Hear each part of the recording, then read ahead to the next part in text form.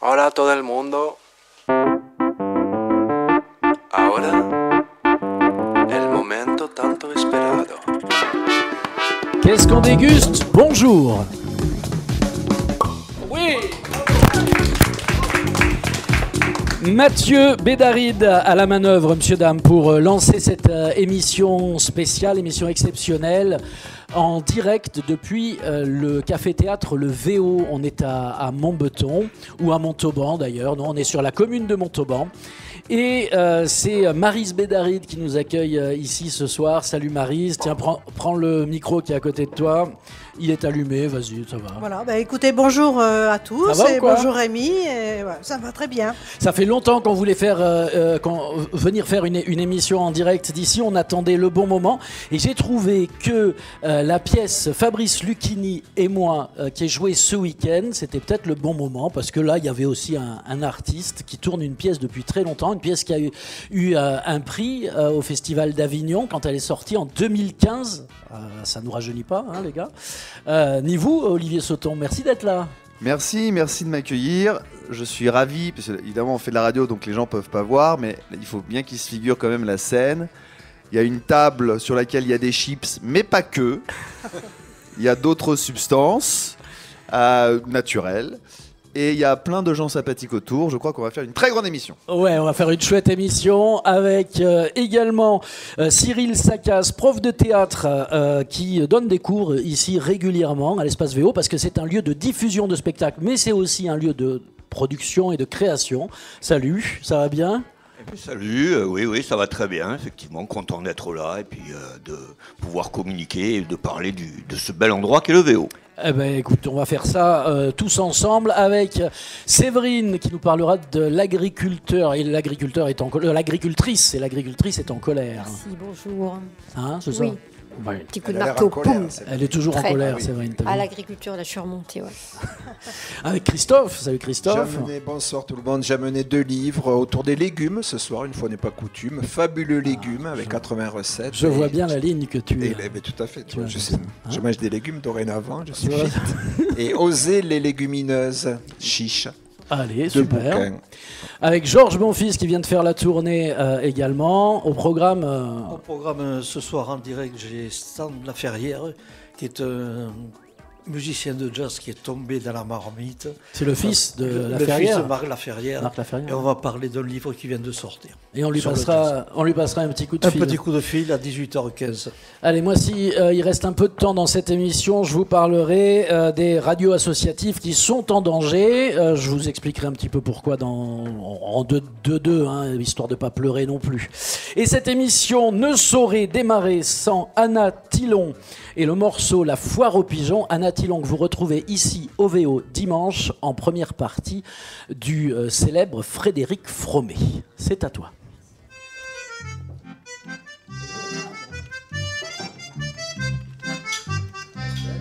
Imaginez un samedi matin, une liste de courses interminables, un frigo vide, il ne reste plus rien égal, jour de corvée limite supportable.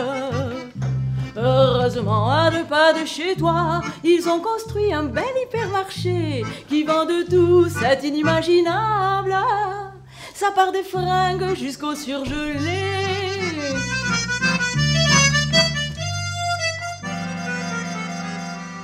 Elle est bien là, elle n'attendait que toi, la vente en grande distribution qui va œuvrer de toutes les manières pour t'inciter à la consommation.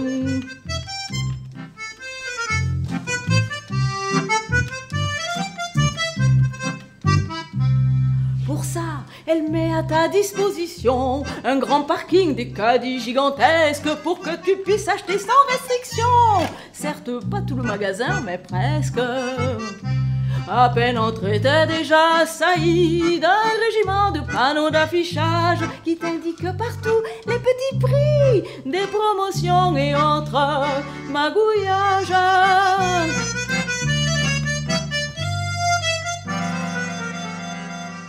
Merci, royaume du piège à couillon, tu es notre Dieu, oui, notre bonne mère qui nous berce de la douce illusion. C'est grâce à toi que la vie est moins chère.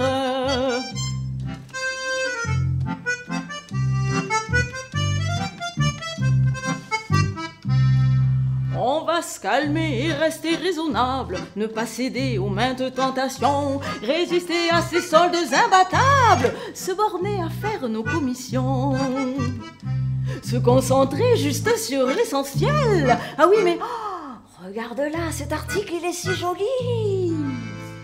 En plus, il est pas cher. Je suis sûre que nulle part ailleurs il a son pareil. Allez, tant pis, va. Je vais me l'offrir, il me fait trop envie.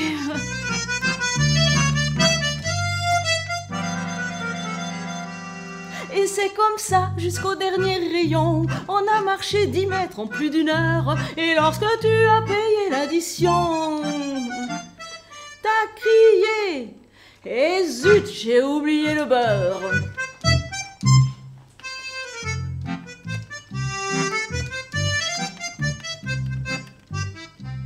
La note est salée, le caddie est plein. Ok, la liste a été modifiée, mais sache que tu ne seras pas venu pour rien. Ben non, une fois de plus tu t'es fait arnaquer. Parce qu'à l'étage du haut de son perchoir, dans les coulisses, il y a le big patron, grand Manitou qui a tous les pouvoirs, qui rêve de t'endetter jusqu'au trognon.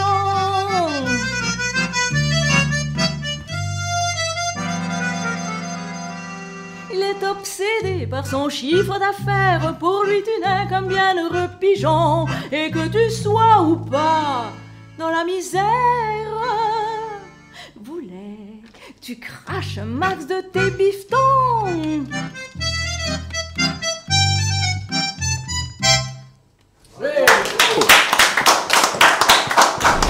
Bravo Anna Tillon, à la foire aux pigeons en direct sur CFM Radio depuis le VO. Merci Anna, à tout à l'heure pour un autre morceau et puis on fera connaissance un peu plus tard. Les nouvelles chansons réalistes. Et merci pour cette chanson et vive le marché de Montauban, on ne sera pas pris pour des pigeons. Et oui, c'est vrai que nous dans cette émission on va plutôt du côté des marchés aux producteurs que du côté des supermarchés. Alors, il n'est pas question de supermarché ici, on est au VO, donc café-théâtre ouvert en famille par Maryse Bédaride et toute la familia. Exactement, oui, ça fait déjà presque 17 ans. Ouais. Presque 17 ans, où c'était un centre d'insémination artificielle pour... Il y avait des taureaux qu'on amenait aux vaches, d'où des veaux, et VO, veau. Enfin voilà. Ah d'accord, je savais pas qu'il y avait... Version originale, mais pas que, voilà. Qu'est-ce qui vous a amené, parce que t'es pas d'ici, on l'entend à ton accent, Maryse, quand même. Je suis picarde, moi. Ouais. Mais en même temps, ça fait depuis 83 qu'on est à Montauban, donc voilà. Et puis moi, ici, j'ai fait tous les arts possibles, entre le piano, le théâtre, la musique, la peinture. Je crois que j'ai tout fait. La danse aussi, mais j'étais jeune. Mais du coup, l'ouverture même du café-théâtre, c'est parti d'où ?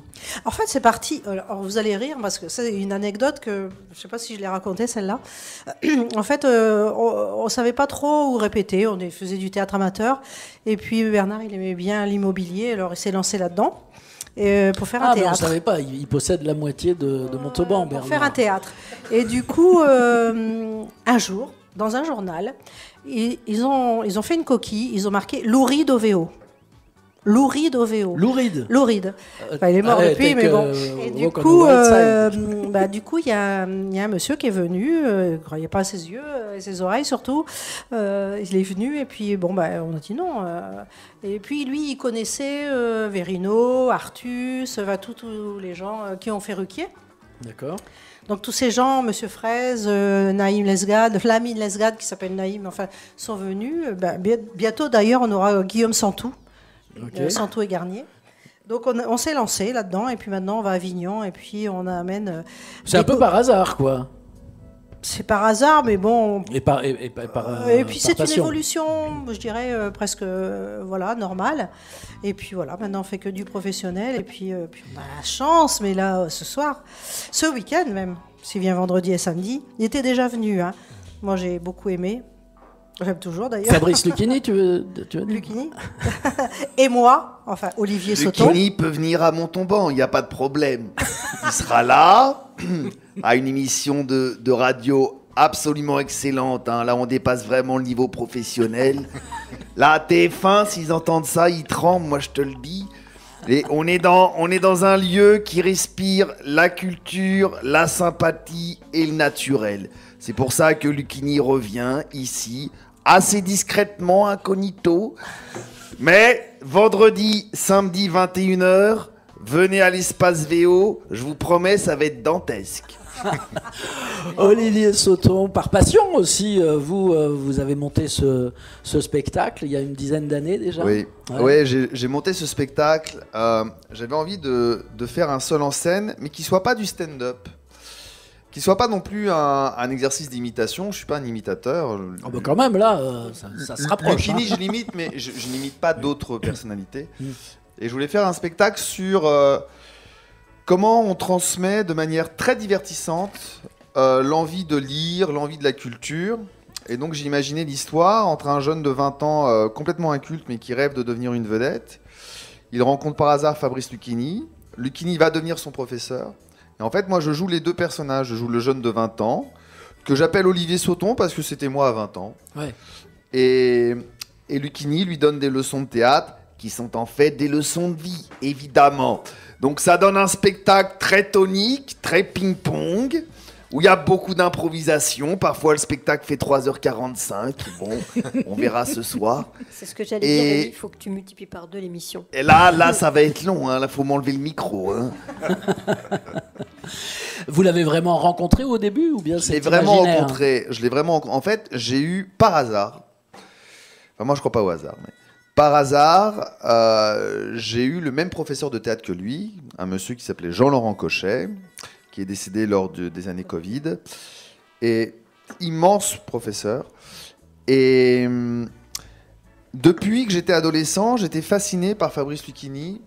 Quand j'étais adolescent, moi, je parlais pas. J'étais un adolescent très mal dans ma peau. Alors, j'écrivais beaucoup, mais je parlais pas. J'avais peur. Tout me faisait peur. Et quand j'ai vu Fabrice Lucchini à la télé, dans une émission qui s'appelait Nulle part ailleurs, à l'époque, j'étais fasciné par son pouvoir d'hypnose vocale. Il prenait la parole sur n'importe quel sujet, même pour rien dire, et on l'écoutait. Et j'étais fasciné, moi, adolescent, qui n'arrivais pas à m'exprimer. Et donc après, j'ai eu l'idée, quand je suis devenu plus âgé, de faire ce spectacle, parce que je l'ai rencontré pour de vrai, dans la rue. J'avais 20 ans, et je lui demandais de me dire une fable de La Fontaine. Et il a commencé à me dire la fable. Donc on se disait même pas bonjour. Et ensuite on a discuté. Et quand il est parti, ça m'a pris quelques années. Je suis un garçon assez lent. Ça m'a pris quelques années pour me dire mais ce serait un début de spectacle génial ça. Et lui incarnerait le professeur très cultivé, tout ça. Moi le jeune voilà, de son époque.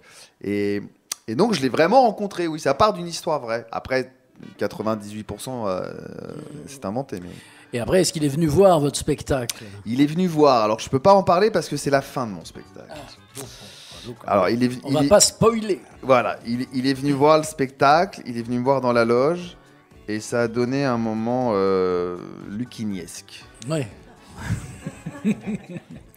Et alors là où vous avez de la chance, Olivier Sauton, c'est que 10 ans après, le spectacle continue de tourner, il est donc bien rodé, mais vous auriez pu choisir un artiste qui serait tombé aux oubliettes, alors que Lucchini, c'est devenu aujourd'hui un monument. Oui, ce qui est bien avec le personnage de Fabrice Lucchini, ce qui est bien avec la personne de Fabrice Lucchini, c'est qu'en lui-même, c'est un personnage.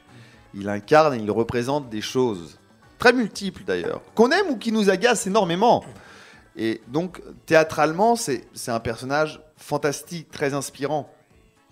Moi, dans la pièce, je ne reprends en rien ses interviews, etc. Tout le texte est original. Mais ce qui est fantastique, c'est qu'avec Lucchini, vous prenez n'importe quel mot, il va vous en faire 2 heures de dissertation sublime, très spirituelle. Donc, pour le verbe et pour la verve, pour un auteur, c'est du pain béni. Vous êtes sur CFM Radio, c'est Qu'est-ce qu'on déguste? On est au VO à Montauban chez Maryse, Bernard et j'oublie le prénom de ton fils, zut, et Mathieu Bédaride, pardon. Et du coup, il s'apprête à recevoir du monde ce soir et demain soir pour le spectacle d'Olivier Sauton, Fabrice Lucchini et moi. Et puis dimanche aussi avec Frédéric Fromet, avec en première partie Anna Tillon, qu'on réentendra dans quelques minutes. Pour l'heure, c'est un petit moment de chronique littéraire boboesque. Boboesque. Il aime bien m'introduire comme ça. Mais, oui, parce que c'est toi le bobo de l'équipe. Oui, qu'est-ce que tu veux? C'est comme ça. C'est pour les légumes, tu vois. On va parler des légumes. Il faut dire aux auditeurs et aux auditrices qu'il est plus beau que Bobo. Oh, merci, merci. C'est un très bel homme. Les débuts de l'automne sont toujours propices au foisonnement des récoltes potagères. Et voici un très joli livre. Tiens, prends-le, Rémi, ça va te faire du bien, un peu de légumes. Tu es palo actuellement. Moi, tu sais, contre pour avoir un teint allé, il vaut mieux un bon steak, non? Je sais pas. Il s'agit du livre de Marie Tchoka, Fabuleux légumes, édité chez Terre Vivante. L'autrice tente ici de répondre aux demandes récurrentes de ses lecteurs. Comment cuisiner les productions de mon jardin? Pour les gens qui possèdent un jardin potager. Il y a plus de 80 recettes inédites, simples et familiales, et Marie Tchoka propose des créations issues des 4 saisons. Végétales pour la plupart, par exemple gratin de légumes d'automne au parmesan, soufflé de légumes verts à la sauge, curry crémeux de céleri rave, tout un tas de petits plats excellents. Ce livre est une ode au plaisir simple de cuisiner ses propres légumes, produits avec humilité et persévérance dans ce jardin potager. L'autre bouquin que j'ai vraiment bien aimé, je ne sais pas si tu cuisines des pois chiches, des lentilles, ce genre de choses, Rémi. C'est simple. Est-ce que Aube s'inspire de ce bouquin? Tout à fait, oui. Exactement. C'est une très bonne cuisinière. Oui, c'est vrai, cuisine bien, oui. Autre nouveauté donc de cette saison, le très beau livre de Zora Levaché, Chiche, oser les légumineuses, pois chiches, lentilles, pois cassés, haricots, fèves et j'en passe. La chef a souhaité ici remettre l'honneur des légumineuses longtemps considérées comme la viande du pauvre et qui reviennent à la mode. Aujourd'hui de retour, elles ont souffert d'une mauvaise image, riches en protéines, en fibres, en acides aminés. Elles remplacent pourtant avantageusement les viandes et elles sont bonnes pour l'environnement. 65 recettes gourmandes et créatives sont donc à découvrir dans cet ouvrage qui a aussi le mérite de présenter une carte d'identité de chaque variété de légumineuses que nous sommes amenés à consommer. Comme recette, on nous propose des palets de pois cassés, salade de lentilles aux amandes et aux herbes, houmous sous toutes leurs formes pour l'apéritif et bien d'autres encore pour satisfaire nos papilles. Le restaurant de Zora Levaché, il est à Paris dans le 9e arrondissement, peut-être que tu le connais, il s'appelle Sonate, c'est rue Bourdalouse. Je connais le 9e, mais je ne connais pas ce restaurant, mais ça donne envie d'y aller. Voilà. Il y a des petites introductions à chaque recette où donc l'autrice nous raconte pourquoi elle a créé cette recette. Là, je vous parle de coco boulgour et légumes verts au yaourt. Cette recette est inspirée du mesfouf algérien que j'adorais manger petite. Il s'agit d'un mélange de semoule fine, fèves, petits pois et huile d'olive kabyle, généralement arrosée de lait fermenté. Dans cette version assez éloignée, je vous l'accorde, on retrouve l'acidité et l'aigreur du lait fermenté dans le yaourt. Choisissez une huile d'olive fruitée et puissante. Et un petit clin d'œil au passage à un producteur local de lentilles, c'est la ferme de Bonneval à Montaigu de Quercy. Voilà. On reste local comme ça. Voilà, et encore plus local, juste ici, à côté, à Montbeton, tu as le domaine de la Prade. Voilà, ah oui, tout à fait, le domaine de la Prade. Un magasin de producteurs à la ferme. Voilà. Merci beaucoup. Avec grand plaisir. C'est magnifique. Et oui, on n'est pas très loin du domaine de la Prade ici au VO. Donc une aventure qui a commencé il y a 17 ans, qui se poursuit aujourd'hui. On reste concentré là plus sur, on va dire, la production de spectacles, enfin la diffusion de spectacles. Donc c'est toujours vendredi, samedi, les artistes viennent jouer 2 soirs de suite. Hein. Voilà, c'est ça. Ça, c'est depuis toujours. Quoi. Pour les spectacles pour enfants. Par exemple, mercredi et jeudi, on a eu un spectacle pour enfants. Il était très drôle d'ailleurs. Et là, on a fait archi plein, quoi. Vraiment. Et puis, il y a pour parler, puisque c'est des vacances, la semaine prochaine, puisqu'on parle de spectacle pour enfants, il y a la symphonie du marsupilami, symphonique marsupilami. En fait, ce sont des marionnettes. Donc avec le marsupilami et donc c'est le mercredi 29 à 15h30 et le jeudi 30 à 10h30 un spectacle de marionnettes à partir de 3 ans. Et oui, parce que c'est les vacances. C'est pour ça. Les vacances. En fait, tu mets des spectacles pour enfants pendant les vacances. Pendant les vacances et franchement les gens étaient ravis, ouais, vraiment. plein d'enfants, puis c'est drôle de les voir rire. Souvent, les cafés-théâtres, les théâtres, tout ça, pendant les vacances scolaires, ils se mettent plutôt en mode vacances aussi, parce que la clientèle change, elle sort pas forcément de la même manière que quand elle est. C'est vrai, mais il y en a qui partent pas en vacances, donc c'est bien aussi. Puis là, il faisait pas beau, donc vraiment, ils sont tous venus, quoi. On a fait plus que le plein. Non, bah ça pour les enfants, ok, mais pour le spectacle, par exemple, Fabrice Lucchini et moi, pour Olivier Fromet. Emmenez vos enfants. C'est vrai. C'est vrai. Oui, c'est plus compliqué, c'est clair. Ouais. Mais bon, on bosse beaucoup, tu le sais, entre les affiches, les programmes, tous les jours. Tous les jours, on tracte presque, entre le marché, tous les lieux, bibliothèques, médiathèques, tous les samedis, tout ça, vraiment. Tous les samedis sur le marché. Tous les samedis, tracte. vraiment, voilà la preuve. Alors, ce qu'on n'a peut-être pas dit depuis le début, j'ai dit qu'on était au VO, mais on n'est pas sur la scène du VO où se produira tout à l'heure Olivier Sauton. Non, on est dans l'espace restauration, parce qu'il y a un espace restauration. Il y a un petit bistrot d'ailleurs. Un petit bistrot d'ailleurs qui a été agrandi, si j'ai bien compris. Qui a été agrandi. C'est ça. On peut venir fêter les anniversaires, on peut venir entre amis et tout. Et puis ce sont des produits frais, j'insiste aussi bien le vin que le rocamadour. Le rocamadour, c'est un petit peu plus loin, mais c'est vraiment du rocamadour, quoi. Qu'est-ce que tu as mis t'as une petite planche. Alors là. une petite planche avec après le serrano, c'est le seul que voilà, il y a un peu de jambon cru, mais sinon rocamadour, velouté que je fais moi-même, salade du marché. Et bon, je vous ai préparé, d'ailleurs, j'espère que c'est un petit peu chaud, parce que c'est un petit peu, c'est moi qui l'ai fait, hein. Donc tout est frais. C'est pour ça que c'est important de réserver, parce que je fais vraiment le jour même. Hein. Et c'est de la ficelle picarde. Alors bon, la ficelle, c'est frais. Qu'est-ce que c'est exactement la ficelle picarde? Je peux pas dévoiler tous mes secrets. D'ailleurs, les gens adorent mon velouté. C'est une crêpe. Alors c'est une crêpe fourrée. Mais tu goûteras, puis tu me diras. Tu pourras expliquer aux gens. Voilà. D'accord. Voilà. Olivier, Je pense qu'on va se régaler. Ah oui, avec plaisir. Olivier Sauton, manger avant de monter sur scène, ça vous fait pas peur? Oui, merci beaucoup. Il y en a qui n'aiment pas, il y en a qui mangent pas. Moi, d'habitude, je mange pas, mais en fait là, je vais manger 2 fois parce que je suis arrivé en covoiturage. Donc j'ai pris juste un petit sandwich pas fameux sur une autoroute. Donc quand je suis arrivé ici, j'ai dit que j'avais faim et très gentiment, on m'a servi un fromage, un camembert entier que j'ai mangé. Une demi-baguette de pain, du jambon serrano. Et la tonne de ramier d'ailleurs, qui est du fromage d'ici. Ok, et donc là je me fais mon 2e plat avant de jouer. Ça va, on est accompagné avec du bon vin, du blanc, du rouge, on va même inventer des couleurs, j'ai l'impression. Donc on est très bien reçus. Faut le dire ici. Et il faut rendre hommage aux gens comme toi, et ton mari et ton fils, qui, dans des communes plutôt petites, essaient de faire vivre des lieux culturels en ne programmant pas que des comédies un peu simplettes et faciles. Et ça demande un immense travail. Moi qui tourne maintenant depuis des années, je vois la difficulté de ce genre de théâtre à fidéliser un public. Donc les gens qui nous écoutent, allez dans ce genre de lieu. Prenez le risque de la curiosité, qui n'est pas un très grand risque en fait.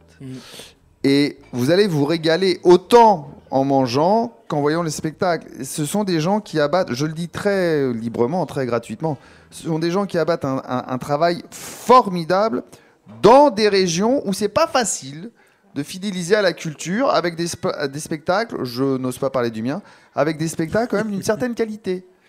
Et donc, bravo pour votre travail. Et le mieux aussi pour donner de la visibilité au lieu, c'est peut-être de s'abonner. Il y a un système d'abonnement au VO ou pas? Bien sûr, on peut devenir adhérent. Et c'est une adhésion à l'année. Et on a 5 € de moins. Donc, c'est quand même pas rien que le prix normal. Donc, vraiment, oui. C'est important de nous soutenir.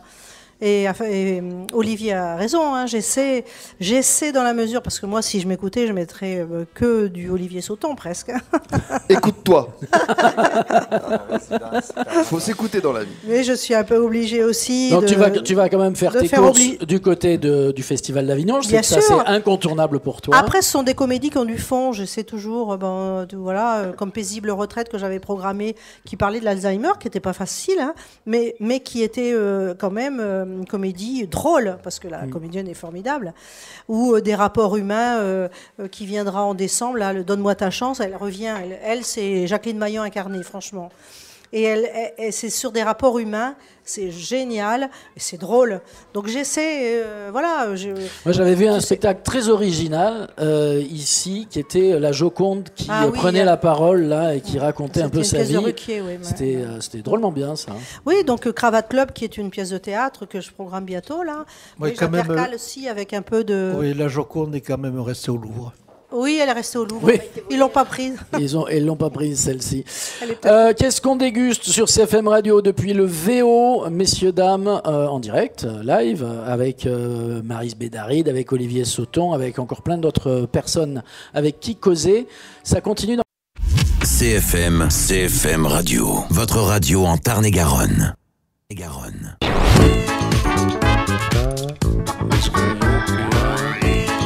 Déguste la suite.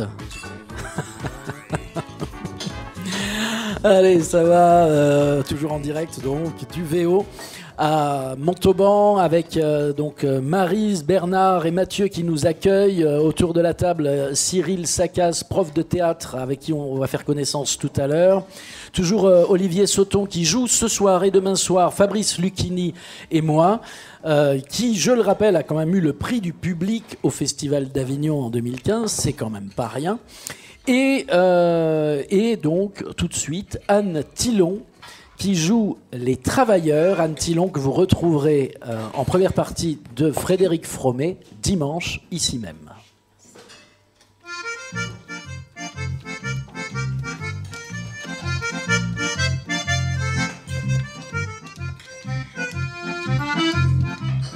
T'as ceux qui viennent pour bosser, faut voir comme ils sont motivés. À peine 2 minutes qu'ils sont là, c'est le branle-bas de combat. Pas très souriant mais speedé, paré à passer à l'action. L'emploi du temps ultra chargé, que ça t'en donne le frisson.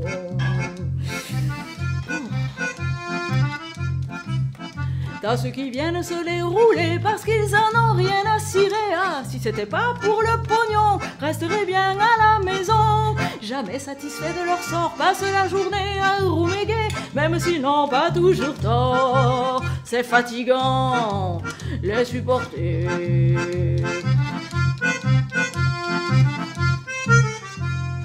Puis t'as ceux qu'on échoué là, que tu te poses la question. Mais qu'est-ce qu'il peut bien foutre là? Ferait mieux de garder les moutons. Là pas le profil de l'emploi. D'ailleurs, il te l'avoue sans gêne. Pour autant il n'a pas eu le choix.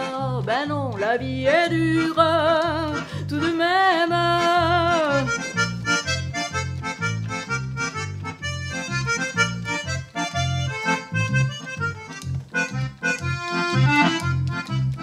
T'as ceux qui ont l'amour du métier parce qu'ils avaient la vocation. Depuis toujours, ils en rêvaient d'entrer dans cette profession. Se plaignent jamais, tout va bien, si peu de revendications, la bonne humeur au quotidien. Tandis que toi, oui toi là, t'as le bourdon.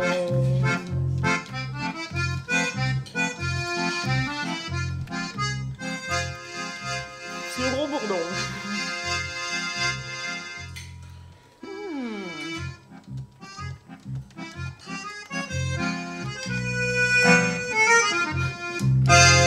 T'as ceux qui trouvent la combine, aiment t'aruser les petits malins. Ils te laissent à penser qu'ils triment. En vérité, ils nous font rien. Ne croyez pas que c'est facile de faire semblant de travailler. Faut beaucoup d'astuces et de style pour exceller dans l'art de végéter.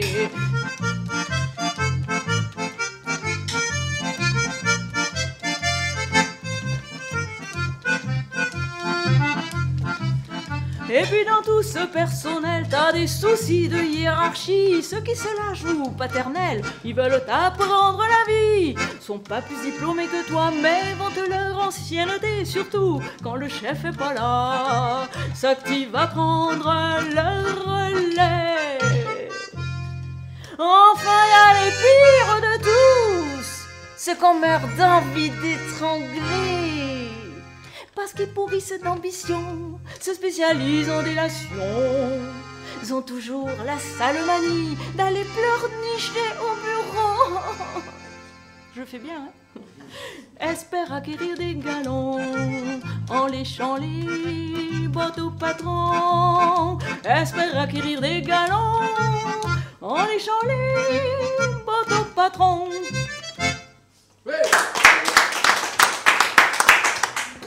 Anna Tillon, les travailleurs. Je suis très heureuse d'être là aujourd'hui parce que pour aller un petit peu plus loin qu'Olivier, on connaît donc Maryse, Bernard et Mathieu depuis longtemps maintenant. C'est grâce à des gens comme ça qui ont une très très belle énergie, une énergie positive dans ce lieu qui nous donne envie de faire des choses. C'est comme ça qu'on a fait des choses chez nous. Ils nous ont même prêté les lumières et tout au début. Et Anne qui est ici, on l'a un peu remis à l'accordéon quand on a fait la scène ouverte de la fête de la musique. Et je suis très heureuse de la voir au VO dimanche. Enfin, c'est un endroit magique. Alors quand tu dis on, c'est au Château Bellègue, hein, là où vous faites régulièrement des repas spectacles, des choses comme ça, hein. Des concerts, du théâtre, tout ça. Mais c'est grâce à des gens comme Maryse qu'on s'y est mis et toujours sur le qualitatif. Ouais. Toujours sur le qualitatif, Maryse. Merci. Et puis, Ah oui, si je peux me permettre, c'est vrai qu'il y a un aspect, tout à l'heure, vous le disiez, il y a un aspect combatif aussi, effectivement, aujourd'hui, où on parlait des spectacles enfants et autres, et la culture, je pense que c'est aussi un combat tous les jours. Il n'y a pas que la télévision, et c'est vrai qu'il faut amener les gens à venir en spectacle. Il n'y a rien de subi, et les gens ont envie de ça. Les enfants, moi qui donne des cours aussi aux enfants, je me rends compte que si les parents les amènent à ça, les enfants aiment le spectacle, mais c'est une culture à leur donner. C'est pas quelque chose qui est inné, et c'est vrai que les gens ont besoin de ça, mais s'il n'y a pas des lieux comme ça ici qui combattent ça et qui combattent voilà, tout ce qu'on voit à la télé, etc., tout ça, si on n'amène pas à ça, effectivement on subit, et ça fait beaucoup de bien à tout le monde. Cyril Saccas, professeur de théâtre, théâtre en soi, je vous redonne la parole tout à l'heure. L'apprentissage du théâtre, pour vous, c'est passé par le cours Florent, le célèbre cours Florent, au tout début, Olivier Sauton? Alors, au tout début, j'ai fait le cours Florent, mais pas très longtemps. La grande formation, ça a été juste après. C'était au cours Jean-Laurent Cochet, qui était le professeur de Lucchini, de Depardieu, Richard Berry, etc., Isabelle Huppert et tout.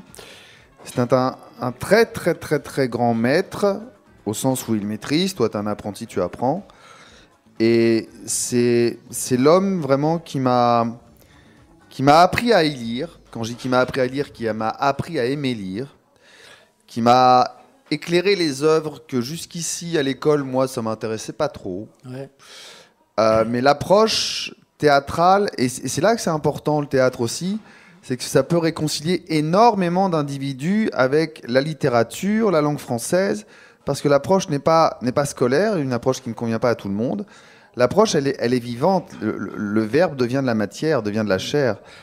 Et moi, je dois beaucoup à monsieur Jean-Laurent Cochet, qui est aujourd'hui ailleurs qu'en ce monde. Et c'était un professeur exceptionnel. Et quand vous avez commencé, vous aviez dans l'idée, dans l'envie de monter sur les planches dans des pièces de théâtre, on va dire des classiques, des choses comme ça, ou déjà vous aviez derrière la tête de faire un one-man show Au tout début, moi je voulais un César, une Palme d'Or et un Oscar. Avec des envies de gloire, quoi. Ah, j'étais persuadé d'être un génie, mais vraiment, hein, j'étais prétentieux au possible. J'étais persuadé que j'étais fait pour ce métier, donc j'attendais qu'on me récompense, tout simplement. Et mon professeur m'a fait comprendre que c'était un peu plus complexe que ça, que de devenir un comédien. Il avait une formule que j'adorais, il disait « Avant d'être artiste, soyez déjà artisan ». J'adorais cette formule. Ouais. Et ensuite, quand j'ai été un petit peu débarrassé de l'ego mal placé, mais qui souvent est à la source d'une ambition de comédien, très souvent, après il en faut ça. Il en faut, bien sûr. Bien sûr qu'il en faut. Non, là, tout de suite, j'étais attiré par le seul en scène. Oui. D'abord, des sketchs, beaucoup de sketchs. Puis après, j'ai vu que c'était pas là où j'étais le meilleur et c'était pas là où je m'épanouissais le plus. Et je me suis dit, ok, reste seul en scène, parce que j'adore être seul en scène, mais fais des spectacles drôles, très drôles, mais dont le but n'est pas l'humour, raconte une histoire, visite plusieurs émotions. Et c'est là où j'ai écrit Fabrice Lucchini et moi. Après, j'ai ensuite écrit un autre spectacle que je suis en train de jouer un petit peu partout.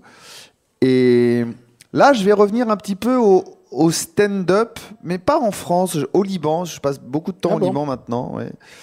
Depuis 2 ans, je passe énormément de temps au Liban. Et c'est une terre qui m'inspire un autre format que la France. En France, j'ai pas envie de faire de stand-up. Je suis pas inspiré. Malgré la mode du stand-up actuel. À cause de la mode du stand-up. À cause de l'embouteillage du stand-up, à cause de... Pour moi, le stand-up, je parle en France en tout cas, le stand-up, c'est un peu comme le rap. Il y a 95%, c'est affligeant, il y a 5%, c'est génial. Ouais. Génial. Avec un nombre de personnes qui essayent de percer. Mais moi, ce qui m'agace en tant que professeur de théâtre, je suis aussi professeur de théâtre, j'ai ouvert mon école à Paris, c'est qu'aujourd'hui, beaucoup d'humoristes se lancent sur scène sans même avoir pris une leçon de théâtre. Ils oublient qu'un acteur comique, c'est avant tout un acteur, par définition, et que ça se travaille. C'est pas juste je raconte des blagues avec un micro, c'est un peu plus complexe que ça. Il y en a beaucoup qui le font juste après avoir mis des stories sur Instagram, etc. Et aujourd'hui, oui. Et puis c'est de l'ego trip la plupart du temps. D'ailleurs, c'est un peu l'ego trip revendiqué. C'est-à-dire qu'aujourd'hui, un stand-upper, il te dit ah mais je raconte ma vie, et c'est presque comme ça qu'il faudrait le faire. Quoi. Moi j'aime bien dans un spectacle. Complètement. Oui. Moi j'aime bien dans un spectacle quand il y a du fond. Quand quelqu'un apporte quelque chose de manière divertissante, de manière légère, pas de manière moralisatrice. Mais j'aime bien me dire, là, j'entends des choses qui quand même m'élèvent. Là, je suis content. Qui m'élèvent, mais qui me divertissent aussi. Et je trouve que dans l'humour français, qui est aujourd'hui sous la dictature du nombre de followers d'Instagram, ce qui est absolument insupportable, parce qu'ils se font connaître avec des stories et pas avec des sketchs. Et ensuite, ils font des spectacles. C'est de plus en plus court, oui. C'est-à-dire 30 secondes. Et alors, donc, là, y a pas de fond. Au Liban, c'est différent parce que je suis le seul Français là-bas qui alors pas du tout le seul stand-upper, mais je suis le seul Français avec un regard français sur le Liban. Donc, il y a un côté original dans mon approche. Mais ici, non, je me sens pas... Ici, je préfère quand même faire du seul en scène, mais de théâtre. Un peu à la Philippe Cobert, etc. C'est des choses que j'aime. En un peu plus drôle, tout en restant à ma place quand je dis Boujna, ce genre de choses. Oui, c'est ça. Boujna des toutes premières années. Ouais. Pas Boujna de ce qu'il est devenu. Allez, un jingle. On réannonce au passage qu'Olivier Sauton joue ce soir à 21h Fabrice Lucchini et moi. Ce soir, vendredi et samedi. Alors si vous nous écoutez samedi midi, c'est la rediff, c'est encore ce soir. Donc, et ça va être un spectacle absolument génial. Ce soir, là, on est dans un cadre absolument parfait. Il y a en plus un sentiment de révolte contre la grande distribution. C'est formidable ce que tu fais, tu sais. J'ai été très attentif à tes textes. Et à ton interprétation, je vais pas te flatter. Il y a du Barbara, il y a du Juliette. Tu n'es pas qu'une chanteuse, tu es une interprète. Avec une technique excellente, tout est bien excellemment travaillé. C'est pas du tout amateur ce que tu fais.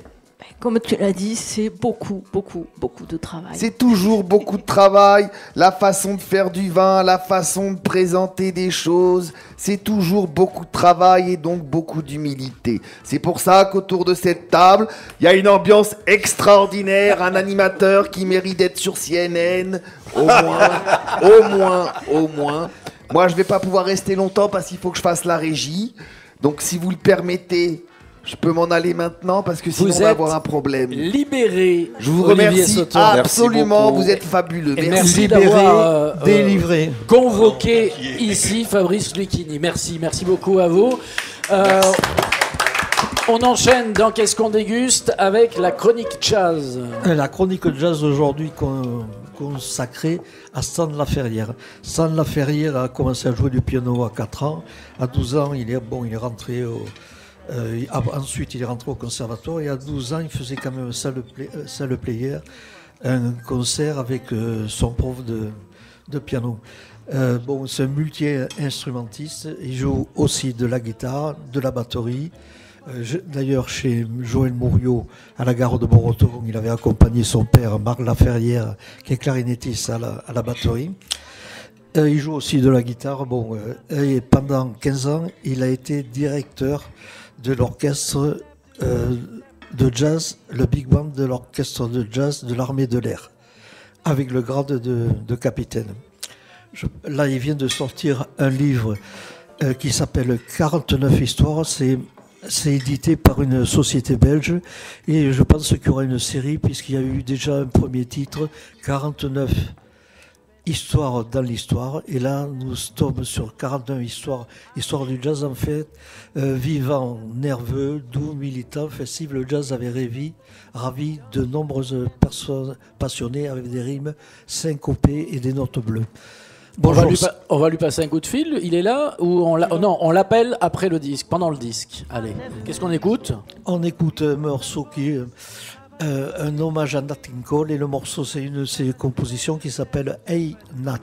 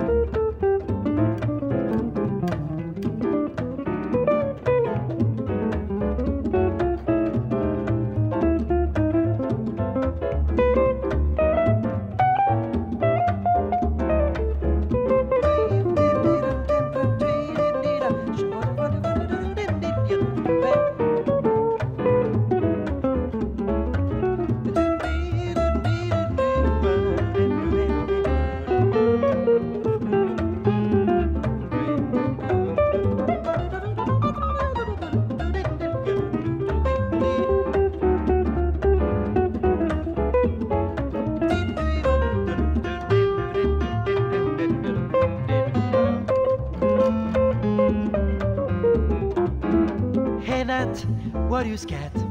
I'm sure you can do that. Use imagination. Such a great musician. So that you know what? I never heard you scat. Do it with a voice. Bonjour Stan, pour t'accueillir, j'ai passé le morceau Hey Nat que tu avais enregistré il y a quelques années avec ton quartet en hommage à Nat King Cole. Quelques années, tu dis, ouais, 25. Ah, tant que ça, figure-toi que je t'avais vu en concert à Bayonne avec ce quartet. D'accord, oui, tout à fait. Ça avait été organisé par Bureau, je pense. Évidemment. Ouais. Ok. Là, je voulais parler de ton livre là que j'ai reçu dernièrement, puisqu'il vient d'être édité en octobre. Et j'ai vu que c'était une société belge qui fait. Alors c'est une filiale c'est la filiale belge d'Albin Michel. Ah d'accord, ok. C'est le groupe Albin Michel. Hein. Ils ont l'air de faire une série sur les 49 histoires. Toi, tu es le deuxième. Oui, voilà, c'est ça. En fait, c'est une collection, en fait. En fait, ce livre, pour ceux qui sont intéressés par le jazz, c'est un livre qui retranscrit toute l'histoire du jazz depuis le début, le blues, le gospel. Et ça permet de s'éclairer sur cette musique et surtout que c'est écrit. C'est très facile à lire et c'est 1 page et demie chaque type de musique et chaque fois il y a un titre à écouter sur YouTube qui explique le morceau et avec un petit commentaire de ta part disant ce qu'il faut faire, ce qu'il faut écouter. Allô ? Oui, c'est ça. C'est d'accord, pour savoir si tu étais d'accord avec ça. Oui, je suis d'accord avec la description. L'idée, c'est de prendre des petites anecdotes, effectivement, des choses qui accrochent un petit peu, et puis de raconter l'histoire de la spécialité, là, en l'occurrence le jazz. Donc, effectivement, je suis parti on va dire, de Louis XIV jusqu'à nos jours. Donc, ça fait quand même une belle période qui est couverte. D'ailleurs, il jouait très bien de la batterie. Chaque fois... Il jouait d'ailleurs très bien de la batterie, Louis XIV. Paraît-il. Alors c'est bonjour, pardon. C'est combien de temps pour fabriquer un ouvrage comme ça et à quel moment vous vous plongez dans, on va dire, l'histoire du jazz et vous faites le choix de ces petits épisodes pour nous le raconter? Alors, très rapidement, moi j'ai toujours été passionné d'histoire du jazz, enfin d'histoire en général, et depuis quelques années, j'enseigne en fait cette spécialité d'histoire du jazz en musicologie, donc pour les masters et L3, et donc voilà, je me suis passionné. Et puis il y a une quinzaine d'années, j'ai hérité d'un ami intime de Boris Vian que je connaissais très bien, pas Boris Vian, l'ami intime. Il m'a légué toute sa bibliothèque qui comprend 2000 ouvrages, pour certains rarissimes, sur l'histoire du jazz, qui traitent de l'histoire du jazz depuis les années 20 jusqu'à nos jours. Donc j'ai hérité de cette mine de renseignements avec des ouvrages qui sont pour certains totalement introuvables. Et quand Albin Michel m'a proposé l'année dernière de faire ce petit ouvrage, bah j'ai dit banco, c'est le moment de se replonger dans toutes ces lectures et puis de croiser un peu les informations et d'essayer de trouver des choses dont on parle un petit peu moins souvent. Moi, mon credo, c'est effectivement pas que le créneau, pas que ce qui concerne la musique, mais l'histoire du jazz est pour moi totalement indissociable de la revendication et de la condition de la communauté afro-américaine sur le sol des États-Unis depuis la colonisation. Donc en fait, on peut pas dissocier. Donc j'ai un petit peu accentué le discours là-dessus. La forme est innovante aussi avec ce QR code qui permet d'écouter le bon morceau en lisant l'épisode. Ah, tout à fait. La technique nous permet maintenant de faire ça, de mettre des flashcodes et puis d'arriver sur une playlist spéciale pour l'album, pour le livre. Et donc effectivement, j'ai illustré chaque petite histoire. Donc il y a 49 morceaux à écouter, voilà, qui illustrent à chaque fois l'histoire dont je parle. Donc je peux parler de soit vraiment d'un aspect historique, je peux parler d'un musicien en particulier, j'en évoque quand même pas mal. Je peux parler d'un style de jazz particulier, je peux parler d'une caractéristique du jazz, hein, je parle de l'improvisation, du rythme, enfin de pas mal de choses voilà qui rentrent dans le langage du jazz et donc comme ça le lecteur normalement ne s'ennuie pas. Oui, mais actuellement tu as aussi le site, le blog Dr Jazz, sur lequel tu donnes pas mal d'informations sur les musiciens, les musiques. Et ce site, comment tu l'as créé? Et est-ce que peut-être ça serait bien que certaines personnes qui écoutent la radio peuvent aller s'inscrire sur ce site? Alors c'est très facile, oui. Ça s'appelle Dr Jazz. Ça s'appelle Dr Jazz, alors pas docteur, hein, docteur en français. Ouais. Dr Jazz. On a créé ça pendant le Covid avec mon épouse, qui est musicienne aussi. Et en fait, voilà, on s'est dit pourquoi pas, faire profiter la communauté, on va dire, voilà des petites compétences que je peux avoir. Et puis on a monté ce truc et contre toute attente, ça a fait tout de suite le buzz. Et on s'est aperçu en fait qu'il y avait un vide sidéral au niveau de la pédagogie jazz sur Internet. Du coup, ça a mis de l'eau à notre moulin et puis on a vraiment, j'ai vraiment rempli avec des tas d'articles, de tas de choses. Voilà, il peut y avoir aussi bien des tutos, des articles de fond, des interviews, des concerts, enfin des tas de choses, des articles techniques. Voilà, c'est très très varié. Donc ça s'appelle Dr Jazz. Il suffit de taper ça sur Google, on tombe directement sur le blog. Voilà. En français, c'est rare en plus d'avoir des bons sites. Et actuellement, quelles sont tes activités en dehors de l'école, la pédagogie, les écoles? Mon activité principale maintenant, c'est vraiment l'écriture. Donc j'écris à tour de bras. J'ai tout le temps des commandes d'écriture pour des big bands, pour des harmonies, des orchestres symphoniques, de la musique de chambre, enfin beaucoup de jazz quand même, mais disons que c'est assez varié. Et puis je fais beaucoup de masterclass, je me déplace pas mal en Europe pour faire des masterclass à droite, à gauche. Voilà. Tu pourrais me l'offrir pour Noël, ce livre, Georges, quand même. D'accord. Donc, on le trouve comment Normalement, ça se trouve dans toutes les bonnes librairies. Hein. Entendu. Bon, on te remercie pour ta présence et ta réponse et ton interview. Avec grand plaisir, les amis, avec grand plaisir. Ok, merci. Merci Stan Laferrière, avec nous en direct sur CFM Radio dans Qu'est-ce qu'on déguste depuis le VO. On rappelle juste le titre du bouquin. 49 histoires du jazz. Et on se quitte juste sur les quelques mesures d'un morceau choisi, encore de Stan Laferrière. De Stan Laferrière, avec un quintet, c'est-à-dire 7 musiciens, et dans lequel il y a le trompettiste qui joue sur le dernier disque de Francis Cabrel, Mon Père.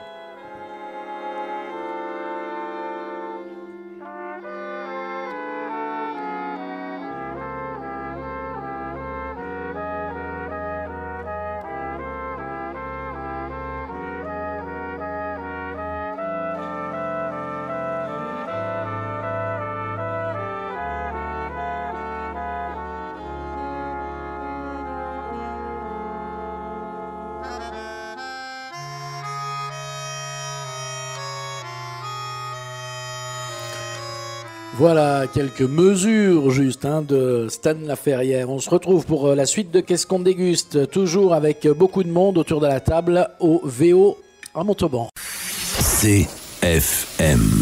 CFM Radio.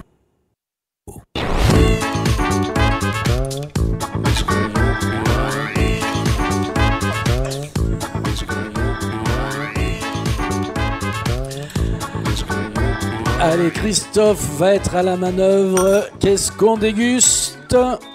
La suite. Où is... Ouais! Peut-être un peu trop de pois chiches, hein. Il n'était pas facile à venir, ce domaine de Guillot. C'est lequel de chez notre ami domaine de Guillot? Tout simplement, le Tradition ou quelque chose comme ça. Ça marche. Donc, qu'est-ce qu'on déguste si vous prenez le train en marche depuis le VO à Montauban, le café-théâtre de Maryse, Mathieu et Bernard Bédaride qui accueillent ce soir et demain soir Olivier Sauton pour Fabrice Lucchini et moi. Et dimanche, le célèbre chanteur satirique Frédéric Fromet, que vous entendez sur une radio amie et internationale, qui est France Inter, très régulièrement. Et en première partie de ce spectacle qu'il donnera dimanche, il y aura Anna Tillon qui est avec nous et qui nous fait le plaisir de jouer un morceau.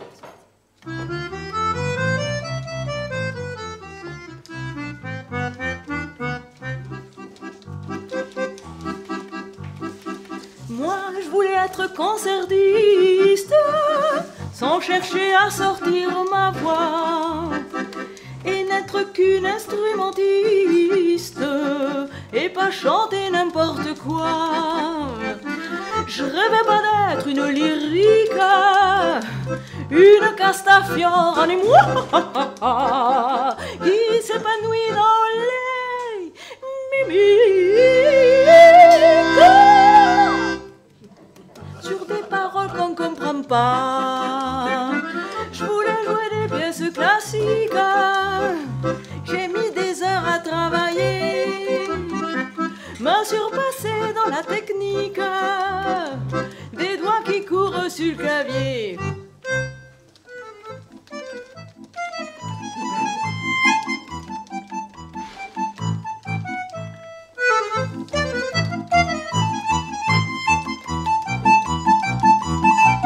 Yes!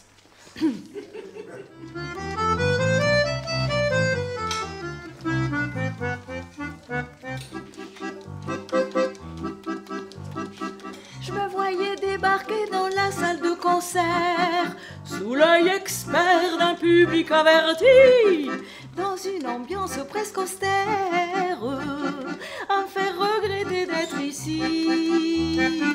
Car ils ne sont pas venus là pour rigoler, oh non, ils veulent t'écouter jouer la virtuose, sont payés pour entendre de la qualité, ma parole, mais sont constipés, ils ont la face morose.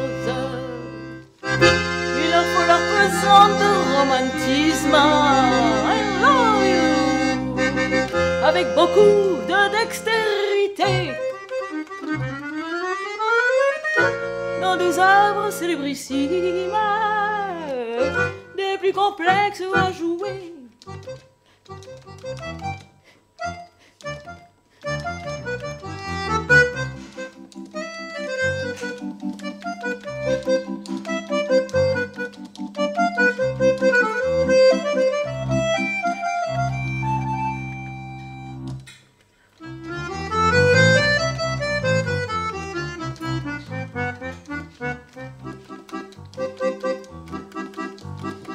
Ils sont chasseurs de fausses notes, vont pas se gêner pour critiquer. Allez, ma petite, faut que tu sois forte au mieux de tes capacités. Finalement, j'ai renoncé. D'ailleurs, j'en suis tombée malade. J'en étais pas assez douée. Moralité, j'avais mes adieux au cul pincé. Je suis devenue l'accordéoniste qui chante ses propres chansons. Et je n'ai plus la mine triste, j'ai trouvé ma vraie vocation. Et mon fan club l'a bien compris, qu'avec moi il va s'éclater. J'exprime mon grain de folie.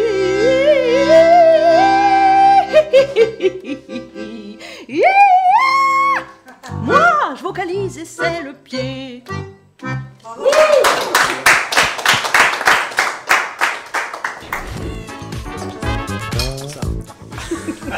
Anna Thillon en direct sur CFM Radio pour une chanson autobiographique, Anna. Ah bah absolument, hein? C'est tout à fait ça. On y est à fond, là tu viens de nous raconter toute ton histoire en quelque sorte. On va jamais y arriver, c'est trop long. Tu seras ce dimanche en première partie de Frédéric Fromet ici sur la scène du VO.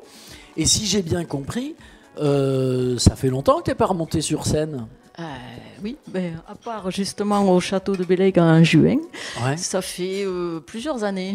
Ouais. Donc tu es remonté sur scène parce qu'à Château-Bellègue, Séverine, si j'ai bien compris, vous organisez de temps en temps des espèces de scènes ouvertes, c'est ça? Pour la fête de la musique, oui, on propose une scène ouverte. Et donc effectivement, elle était morte de trouille, voilà. C'est toujours très stressant, voilà. De toute manière. Pourtant, la musique, ça reste ton métier aujourd'hui, mais tu le fais en musicothérapeute, quoi. Ah oui, mais là, ça n'a plus rien à voir. Ah bon? Là, c'est justement mon pseudo, en fait, c'est presque comme un habit, un costume de scène. Mais dans la vraie vie, je suis musicothérapeute de profession dans un cadre particulier qui est la psychiatrie. Donc, ça n'a rien à voir. Voilà. Et ben en fait, ce que je peux dire, c'est que j'ai beaucoup galéré pour être ce que je suis là maintenant aujourd'hui devant vous. Donc à un moment donné, j'ai fait le choix d'arrêter. Donc j'ai passé plusieurs années où je ne touchais plus un instrument, je faisais plus de musique du tout. Ouais, en même temps, tu as choisi quand même un instrument qui est très compliqué, difficile à vivre au 21e siècle, l'accordéon. Même si j'adore ton instrument parce que du coup, il mixe l'accordéon et le synthétiseur électronique. Quoi. Parce que celui-là, en fait, c'est un synthétiseur électronique. Incroyable. Voilà. Après, si j'ai un jour l'occasion de faire un récital en intégralité, je fais à la fois de l'électronique et du standard.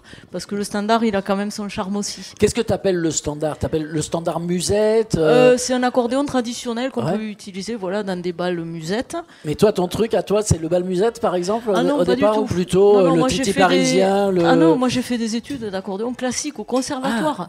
Sur Paris, parce qu'à l'époque, quand j'y suis allée, il n'y avait pas encore le conservatoire à Toulouse. L'accordéon classique, oui, ça absolument. existe. Ah, ben oui, c'est-à-dire que tu joues la toccata de Jean-Sébastien Bach, absolument. mais à l'accordéon. Toccata et fugue en ré mineur de Jean-Sébastien Bach. Vous avez tout un répertoire de Vivaldi et beaucoup de compositeurs contemporains spécialisés justement dans l'accordéon, et c'est extraordinaire. Alors qui ont été recréés pour l'accordéon, parce que l'accordéon, c'est pas un vieil instrument, c'est un truc qui a été inventé au 18e siècle, non? Au 19e siècle. C'est pas comme les touches de piano? C'est récent l'accordéon. Oui, c'est relativement récent. Mais il y a Richard Galliano. Ah oui, Richard Galliano. Qui a fait une suite, qui a fait un CD des suites de Bach. Il a fait un CD sur Bach et un CD sur Vivaldi même aussi. Ah, je connais pas celui de Vivaldi. J'ai celui de Bach, mais j'ai pas l'autre. Il a fait, oui, c'est ça, des suites françaises de Bach.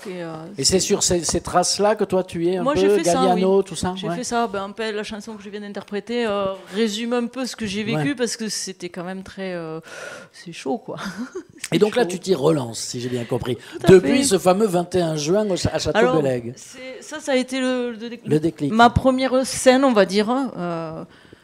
Parce que j'ai commencé en fait déjà en intégrant la musicothérapie. Devenant musicothérapeute, c'est pas si vieux que ça fait 1 an et demi. Et c'est à travers le regard qu'ont les patients avec la musique, mon histoire personnelle, un peu tout ça mélangé, un peu le théâtre aussi où j'ai commencé à prendre des cours. Du coup, un jour m'est venue l'idée, je me suis dit, tiens, quand même, j'ai un récital que j'ai pas eu le temps de roder finalement. Et je me suis dit, ça serait peut-être intéressant de le reprendre en faisant de l'interprétation scénique. Voilà. Après, ça reste un peu limité aussi parce que cet instrument-là, il pèse mine de rien 8 kilos, quoi. Donc, moi, je rêverais de me déplacer, tout ça, mais non, je m'y refuse parce que c'est mon dos qui dit stop. Oui, évidemment. Quand vous voyez des accordéonistes sur les bals populaires, j'en ai fait, vous passez la soirée à jouer l'accordéon sur les épaules. Minimum 8 kilos, quoi. Ou alors les plus légers, on va dire 6-7 kilos, pas moins, quoi. Il faut dire qu'Anna parle de la scène. Il n'y a pas de micro, Cyril. Il n'y a pas de micro. Il y a un problème sur le micro. Attends, bouge pas, regarde, je le débranche et je le rebranche. Regarde. Hop, je le débranche, je le rebranche. Il y en a un autre. C'est bon. On m'entend ? On m'entend pas du tout. Là, c'est bon. Cyril, ça casse ou ça passe. Là, j'ai cassé le micro. Bon, j'en suis désolé. Prof de théâtre. Et donc, il faut dire qu'Anna, ce que disait tout à l'heure Olivier, elle est très forte dans l'interprétation de ses chansons, parce que en fait, j'ai la chance de travailler avec elle au théâtre. Parce qu'elle est dans une troupe de théâtre dont je fais la mise en scène. Donc, c'est quoi la troupe ? Les Graines de Scène. De la MJC de Montauban. D'accord. Voilà, et donc elle est remontée en parallèle sur scène depuis 2 ans, à côté de ça. Oui, 2 ans, 1 an et demi, 2 ans, voilà. Et c'est vrai que là, on a vu son goût pour l'interprétation, et ce qui fait qu'on a échangé là-dessus, etc. Et j'ai trouvé fort, c'est qu'elle mêlait le théâtre à la musique dans l'interprétation de ses textes. Elle ne fait pas que les chanter, mais elle les fait vraiment vivre. Ouais. Et c'est là-dessus qu'il y a sa spécificité. C'est qu'on est vraiment sur des tranches de vie. Et j'avais trouvé ça tellement intéressant qu'on l'a même, utilisé dans notre dernière pièce l'année dernière, où elle faisait les intermèdes, en plus de jouer dans la pièce, elle nous faisait les intermèdes dont elle avait écrit les textes, et elle racontait les tranches de vie de la pièce de théâtre qu'on avait jouée l'année dernière. Je dirais non seulement qu'elle les vit, mais elle nous les fait vivre. Enfin, oui. On est avec elle, quoi, complètement. Et comment s'est fait la rencontre ici avec Maryse et la proposition de la première partie de Frédéric Fromet ? Alors c'est Mathieu, mais moi ça me fait penser à Linda Lemay, moi. Ah oui, un peu, oui. Hein, voilà. Alors, pour la rencontre, c'est Mathieu, je pense. Oui. Tiens, hop. En fait, oui, c'est... Alors, pour l'histoire, je voulais offrir des places de théâtre pour mon frère qui fêtait son anniversaire. Et en achetant les places, je me suis dit, c'est quand même dommage parce qu'il n'y a pas de première partie. Alors, en vérité, je suis quand même assez timide et réservée, mais j'avais quand même envie, je me suis dit, le spectacle de Frédéric Fromet, moi j'adore ce qu'il fait. Et je ne l'ai jamais vu, donc j'ai essayé l'occasion d'aller le voir, j'ai acheté les places. Et j'avoue, au culot, j'ai appelé Mathieu, j'ai dit voilà, il n'y a pas de première partie, est-ce qu'éventuellement je pourrais la faire ? Et d'ailleurs, je remercie énormément le théâtre, vous tous, toute l'équipe, qui m'a accordé ce privilège quelque part, et même la production de Frédéric Fromet, parce que finalement je suis pas connue et on me fait confiance, et ça j'apprécie énormément. Est-ce que vous avez fait écouter à Frédéric Fromet ce qu'elle faisait, ou il a fait confiance parce que c'est si tu veux, moi, le VO je programme, mais c'est vrai que là c'est Mathieu qui s'est occupé de tout, mais moi je suis ravie. Il est où Mathieu? Mais moi je suis ravie. Il était là il y a 5 minutes. Mais oui, mais il vient, il est en cuisine. Mathieu! Je vais chercher. Mathieu, on est en direct sur CFM Radio. Moi, en tous les cas, je suis ravie. Le petit Mathieu est attendu par sa maman au plateau de CFM Radio dans le restaurant du VO à Montauban. Incroyable. Mais c'est cool du coup. Donc ça va être c'est quand cool même d'avoir une pression, je pense. T'as un peu les chocottes pour dimanche ou bien? Alors ça va mieux parce que j'ai eu la chance de participer à la scène ouverte de la MJC, du Rio Locaux Bar en Seine il y a 3 semaines. D'accord. J'ai postulé, j'ai été reçu, je l'ai fait, ça s'est très bien passé a priori. C'était au fort de Montauban, voilà. Ouais. Et du coup, là oui, je flippais grave. D'accord, donc du coup ça va mieux, ça t'a rassuré. Ça m'a rassuré, voilà. Et alors, Cyril, Cyril Sacasse, professeur de théâtre, théâtre en soi, on va se faire une petite séquence de ce qui se passe ici en atelier de théâtre dans quelques instants. Mais d'abord, petit détour vers l'actualité brûlante. Hier soir ou cette nuit, je ne sais plus, les agriculteurs en colère ont déversé des tombereaux de détritus, on va dire ça comme ça, devant la DDT. Ils n'étaient pas contents. Alors là, c'était l'histoire de... c'est pas la grippe aviaire, mais c'est la grippe bovine, là, je sais plus comment elle s'appelle, là. Ouais, la dermatose, voilà. Et du coup, il n'y a pas que ça qui met en colère les agriculteurs et les agricultrices. Parce que je rappelle que Séverine, dans cette émission, fait une chronique féministe. Tout à fait. Et là, je vais parler de Dame Agriculture. Donc, ce matin, avant même que le soleil n'ait percé la brume sur les coteaux de notre sublime département, elle était déjà debout. Elle, c'est Dame Agriculture.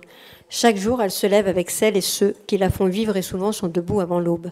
Des femmes et des hommes de courage, de patience, de passion, que j'aime appeler les paysans.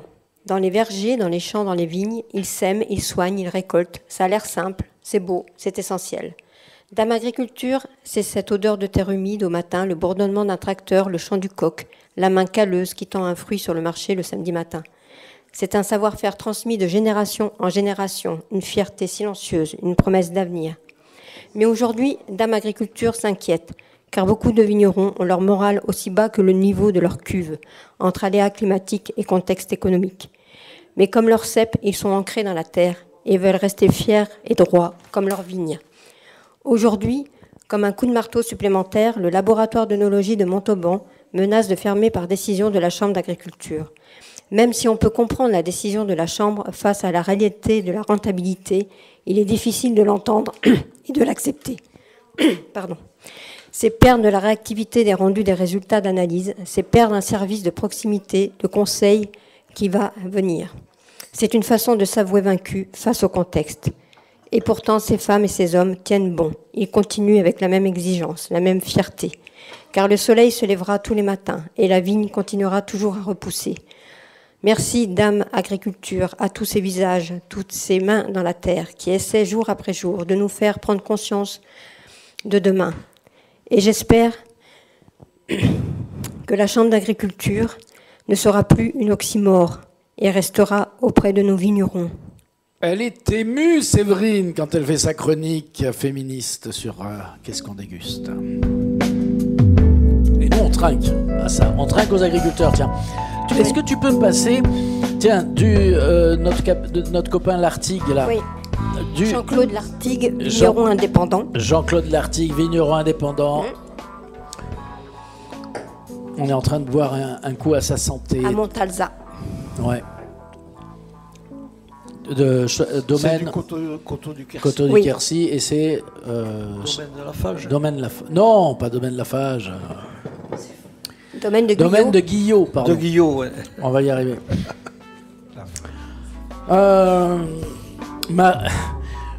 Maryse très inquiète par rapport elle n'en peut plus. Elle a mis tout son amour de la soirée dans la ficelle picarde. Et alors, nous regarder manger la ficelle picarde froide, c'est pas possible. On doit se brûler, on doit faire « C'est bon, mais c'est chaud !» C'est bon, mais c'est chaud. Maryse. L'accent picard.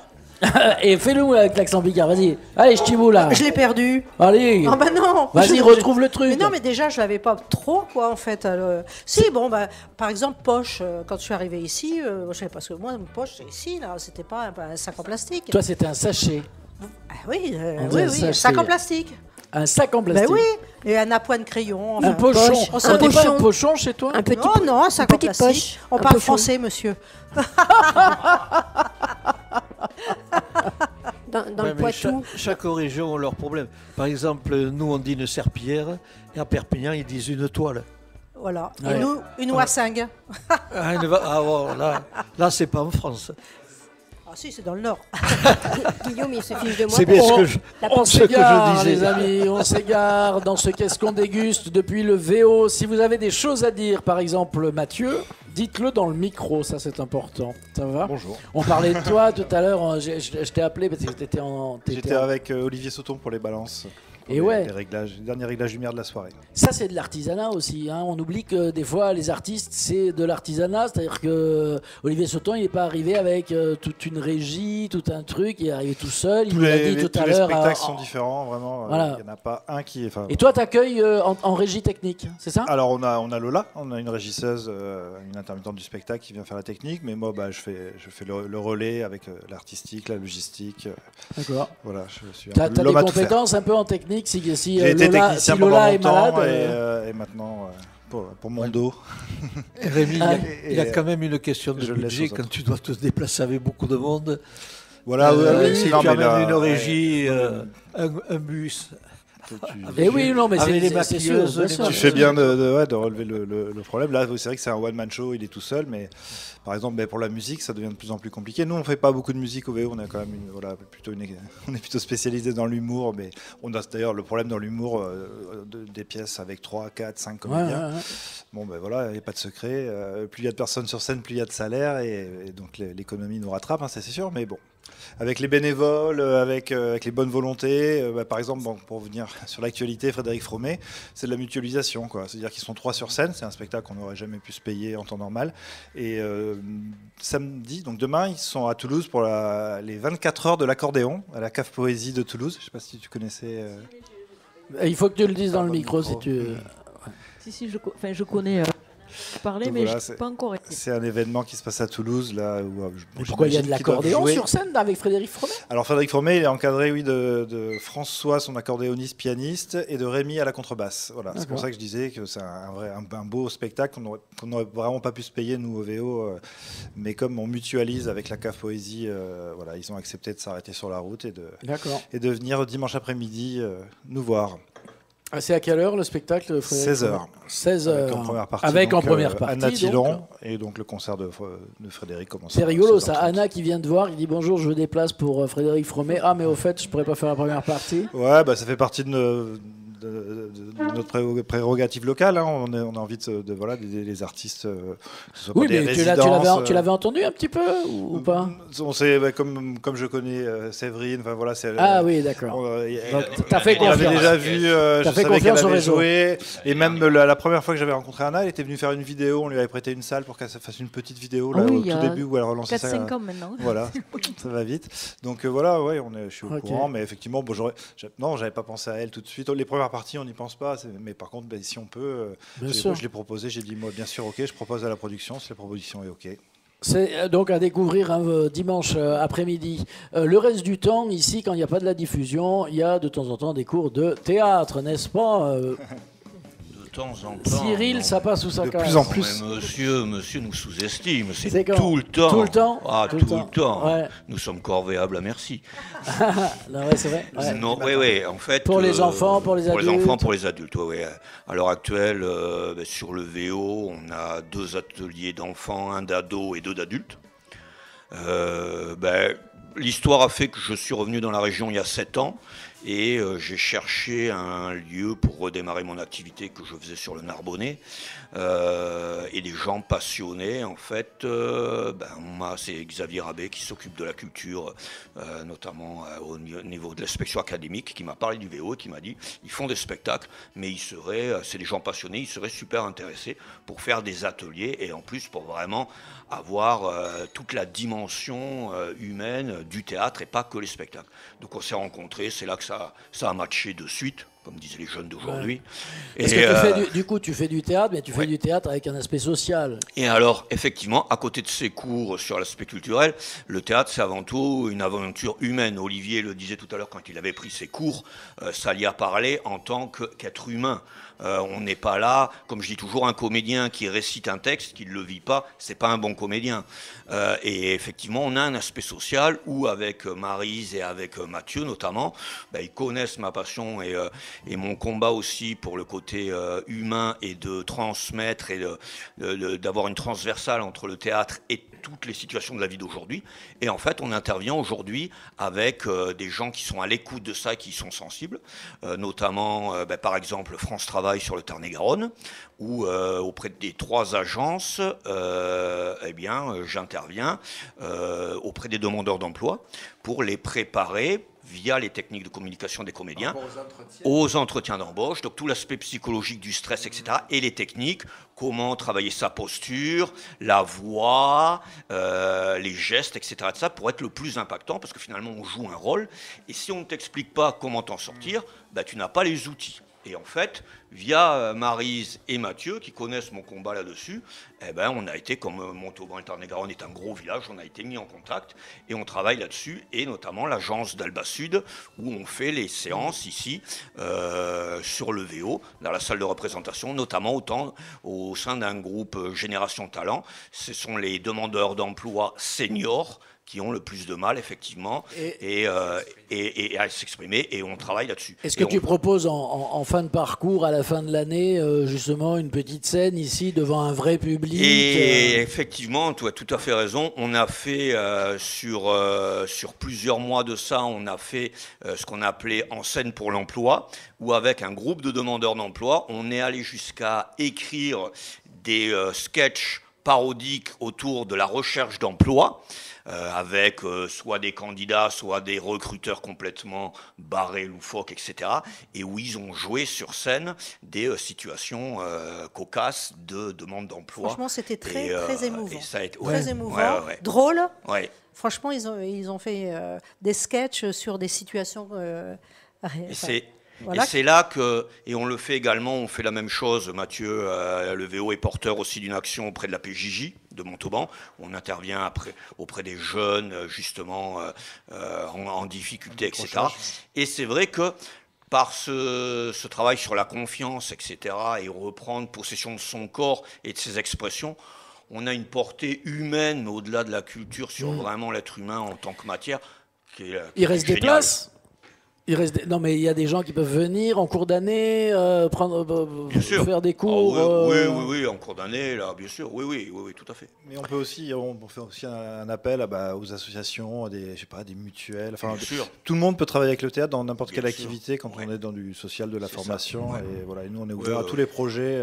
Vous passez un coup de fil, c'est Mathieu qui répond au téléphone ici au VO et qui vous fait une place dans le planning, monsieur, dame. Il ne nous reste pas beaucoup de temps, alors je veux faire juste une petite parenthèse, juste pour vous dire que les radios associatives, vous en avez peut-être entendu parler, mais elles sont en danger. Mais comme la culture est en danger, comme tout le système associatif est en danger aujourd'hui, il y a un projet de loi de finances 2026 qui prévoit une coupe chez nous de 44% dans le FSER, le Fonds de soutien à l'expression radiophonique. Voilà, c'est-à-dire qu'en fait, on va nous enlever 16 millions d'euros. C'est pour beaucoup de radios locales la condamnation à mort, disons-le clairement. Mais attention, l'argent qui manque aujourd'hui ne vient pas des impôts du contribuable. Non, monsieur, dame. Ce fonds, à l'origine, était alimenté par le droit d'exploitation des fréquences radio et télé. Ça veut dire quoi? Ça veut dire que pour que les radios et les télés puissent émettre sur la bande FM ou sur les ondes, eh bien, tout simplement, elle payait juste une taxe d'exploitation, comme un cafetier payerait sa taxe d'exploitation pour mettre sa terrasse sur le bord de la place nationale, par exemple. D'accord ? Et puis, qu'est-ce qui s'est passé en 2019 ? Eh bien, le gouvernement a supprimé cette taxe. Du coup, les grands groupes qui utilisent désormais les fréquences gratuitement ne donnent plus 41 millions de recettes. Et donc 41 millions de recettes en moins pour l'État, dont 38 millions pour nous, les radios associatives. Alors ça veut dire quoi ? Eh ben, ça veut dire que nous qui faisons vivre la proximité, la culture, la vie locale, le lien social, ce qu'on est en train de faire là, eh ben, on trinque. Ce qu'on est en train de faire aussi, hein, d'ailleurs.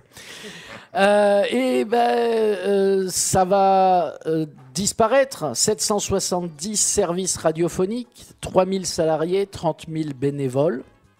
Voilà, ça va disparaître, parce qu'il faut se le dire, ça va disparaître à un moment donné. Les taxes, ça représentait combien ? Les taxes. Allez, 41 millions d'euros. Les taxes de TF1, de Lagardère, etc. Mais ça, c'est le cadeau que le gouvernement a fait en 2019 à tous ces gens-là.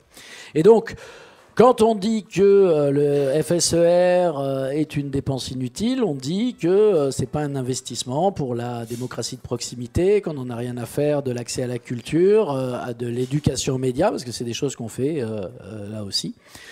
Et nous, ce qu'on aimerait dire, c'est que pour une fois, les fréquences du service public sont données gratuitement à ces grands médias, mais servent réellement au service public, c'est-à-dire non seulement au réseau du service public, mais à nous aussi, radio associative, pour qu'on puisse continuer de faire plein d'émissions en trinquant. C'est cool, non ? À la vôtre. Allez, on clôture cette émission en direct du VO Maryse ce soir.